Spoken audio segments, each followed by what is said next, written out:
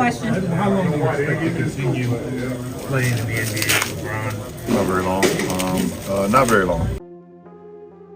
The Los Angeles Lakers have been cruising away from the Warriors with the 9th seed in hand, with the 6th and 7th seed in sight. Hard to argue against the 10-5 record in their last 15 games. Or is it just a facade? Can the Lakers actually compete in the playoffs this season, and is it possible they skip the play-in altogether? Hey, what's happening, everyone? This is Swish Culture. This has been a fiercely competitive Western Conference roundup, with play-in and playoff-bound teams switching places on a nightly basis. One night the Lakers are competing against the Warriors for the 9th seed, and a few games later, they might have a shot at making it to the 6th, which would lead to them avoiding the play-in altogether. With just a handful of games remaining, however, it's more likely they land somewhere between the 7th and 9th spots, only requiring that they advance a game or two in order to overtake the Phoenix Suns and Sacramento Kings, who are in a heated battle over the 7th spot. Both teams have a more difficult schedule ahead, which gives the Lakers a much easier path. This would lead to a showdown for elimination between the Lakers and Kings for the post-play-in 7th seed. This spells bad news for the Lakers. Stick around to find out why. Just don't forget to like the video and subscribe to Swish Culture for the most analytical and entertaining NBA content on the planet. Now get ready. You're about to get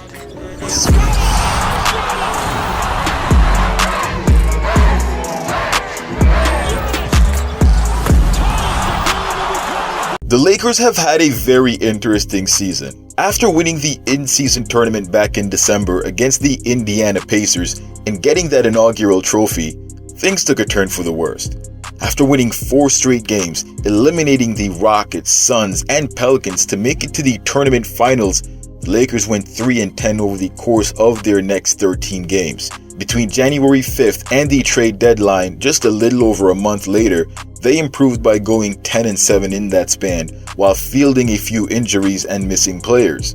This led to speculation on the team in a number of areas. The first one has to do with the coach. Darvin Ham, who served in multiple coaching roles prior to the Lakers, even going as far as helping the Milwaukee Bucks to win a championship next to Mike Budenholzer as his assistant, had taken a lot of the fans' ire online, accusing the coach of being passive and unable to make the necessary adjustments. Not too dissimilar to the Warriors, who are in much the same position as the Lakers with Steve Kerr. Many distrust his ability to make decisions in the clutch, with LeBron at one point running a completely different play than what Ham had drawn up.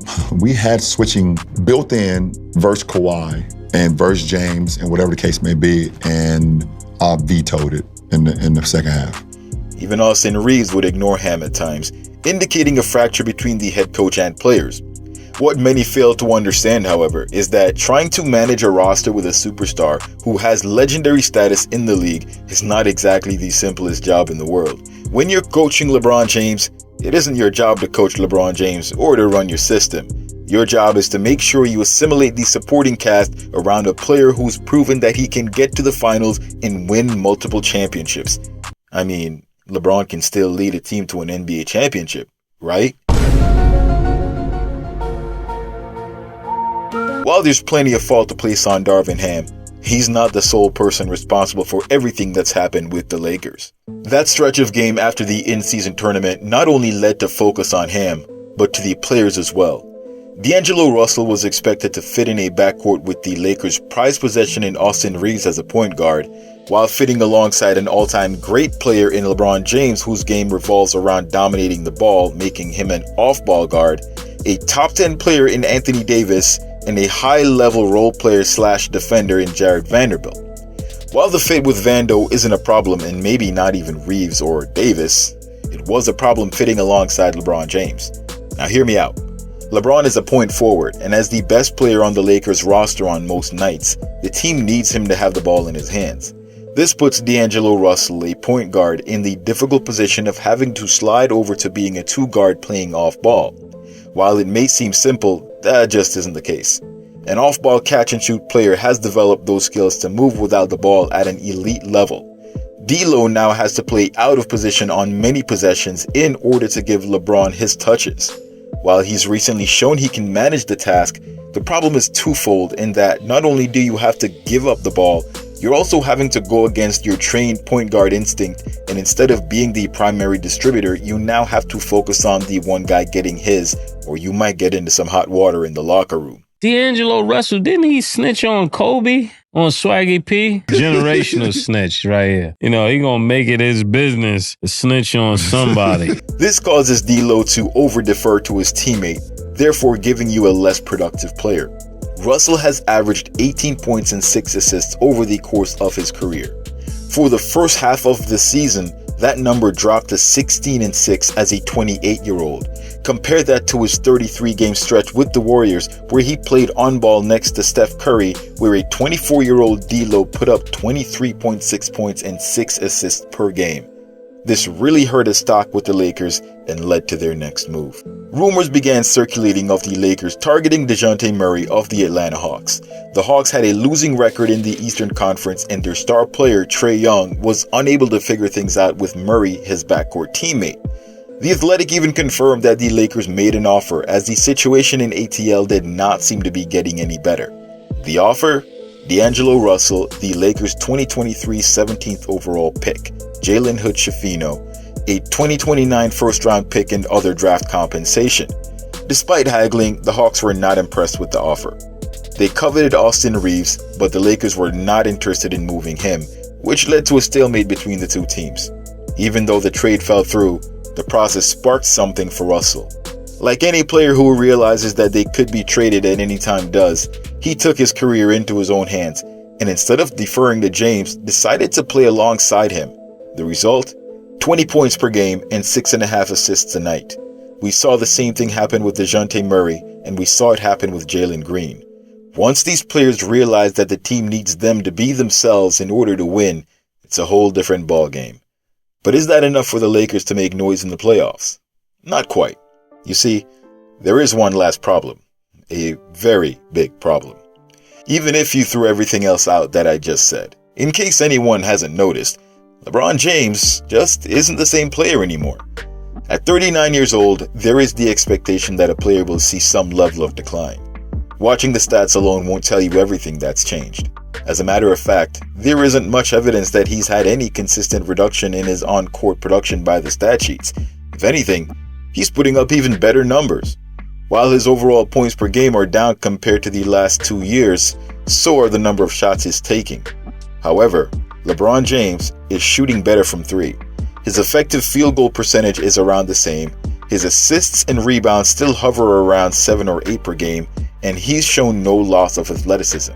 Look at any Lakers game, however, and focus on the way LeBron has been playing, and you'll see it for yourself. Last question. How long do you expect to continue playing in the NBA, LeBron? 9 out of 10 at your age and with your career accomplishments, this is still like a head turner for a lot of people. Yeah, not very long.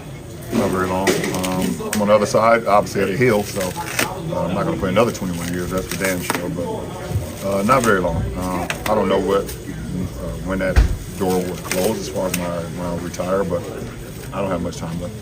Thanks, LJ. Yep. There it is. You heard it from the man himself. Father Time is creeping up, and he already knows.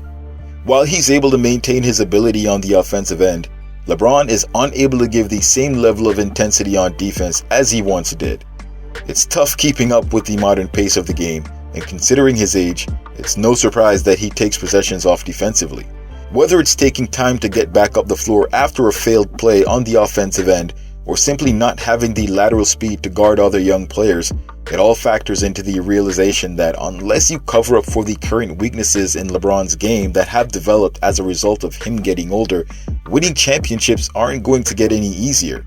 Now, it's true that Vanderbilt adds significantly to this roster's capability and hides James' defensive deficiencies, but with almost 30 missed games and counting, it's uncertain if he'll be back in time to ramp up for the playoffs.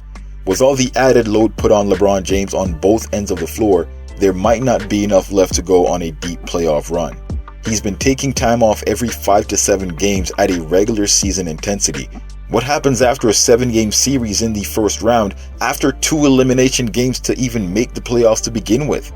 It is very likely the Lakers will end up facing the Kings in the elimination round for a first bout, and they have yet to beat the Kings in any regular season game.